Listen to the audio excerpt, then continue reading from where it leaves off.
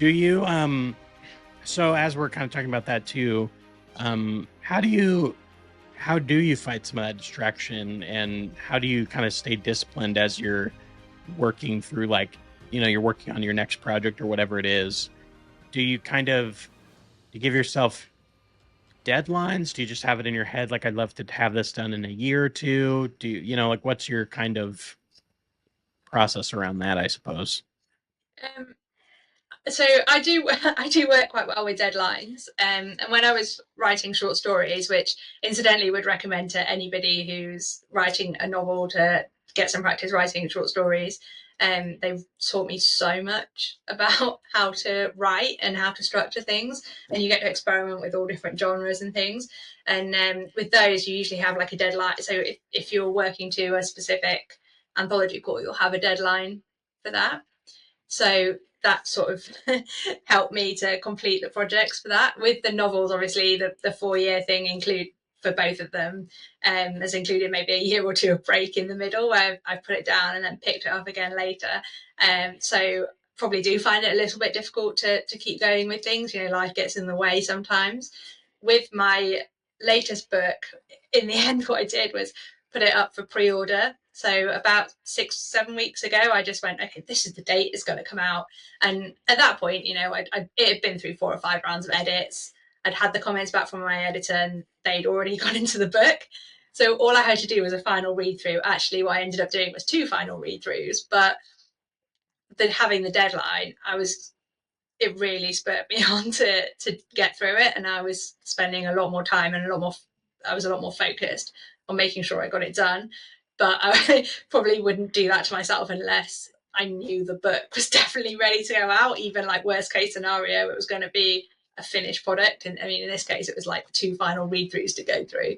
So um yeah, I have that point where I'm sort of meandering on things, and I have got one novel that's fully completed at the moment that I just need to put the beta read feedback through before I then book an editing slot. But I've picked up a different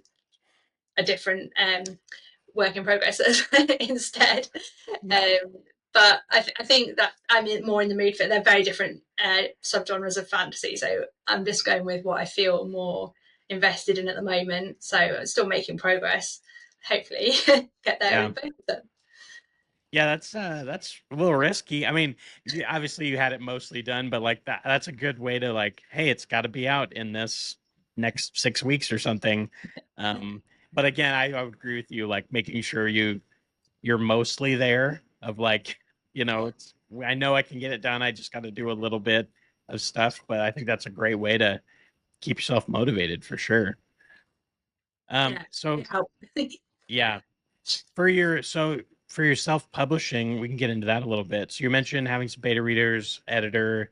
Kind of walk through that process. Like, how did you, once you kind of decided, like, this book, I want to publish this book with your first one, how did you go about finding those people? Did you have a group? Did you pay for a group? That kind of process. So with my first book, I was completely outside of the writing world. I didn't have any kind of. I think I probably had Facebook, and that was it. No social media. Didn't really know what I was doing. I just knew that I had a book, and I I'm trying to think. I think I even made my own cover originally, and just went, right, I'm just going to put it out there. And then obviously it was out there, and maybe like one person reviewed it in the first year. And then I got a bit more serious about things, and went back over it, released a new edition with a new cover, and went back over the editing for that because it was just I just didn't have a clue. With my second one, obviously, I'd started it, and then I think getting into the short story world introduced me to lots of different people who did have the experience. So the editor is someone I met through so some of the publishers have like Facebook groups, and then people talk in the Facebook groups, and she actually picked up my first book and read it, and we got talking, and then she agreed to edit my new one. And because she'd already read my first one, I knew exactly what I was getting into, and that it would be a really good fit for me. So I'd say that was probably quite lucky. But then I guess it just shows you that being part of the world and just immersing yourself a little bit in, even if I mean, a lot of people hate putting themselves out there on social media, but just actually being on there and seeing what people are talking about and getting to know just a few people around it makes such a big difference when it comes to actually like putting your book out there. And I know so much more this time around than I did the first time, and I absolutely love the story that I put out the first time, and I love where it is now.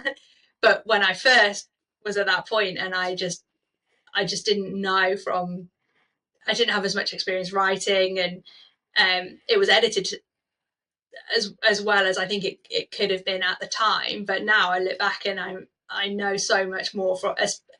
I think the short stories thing really does help, and I would really recommend it. And the other thing is it gets you used to having rejections as well, because you're sending your stories off to places, and it's great. Like you're probably going to have some of them accepted, some of them rejected, and you just get used to submitting things. Whereas with a novel, if you're going to send it out to people, that's something you've put for years of time into. Um, a rejection is probably hits a bit harder than it does with a short story. And now, yeah, I decided not to query this time around, and I went straight to self-publishing just because I'd had a good experience. Despite me saying, I didn't know what I was doing, I had a really good experience with self-publishing the first time. So I just wanted to do it again, and I love the control it gives you, the visibility it gives you. It feels like it's my book. I think there's a lot of positives to both self-publishing and traditional publishing. So for me, self-publishing was the right way to go. But it's just great that we have these options now. Yeah, I think a lot of people are really this self-publishing thing is people really like being in control of their stuff and being in control of their creativity. And I think there's just so many avenues now to get out there where before, even 10 years ago, it was just so much harder to do. And so I think that's really cool that I think a lot of people are like that. I think they're like, hey, I can, a lot of musicians are like that. Like, I don't need to go get a label. I can put out my music on my own and make it. And so I think that's just really, it's such a cool thing about the time that we're in now.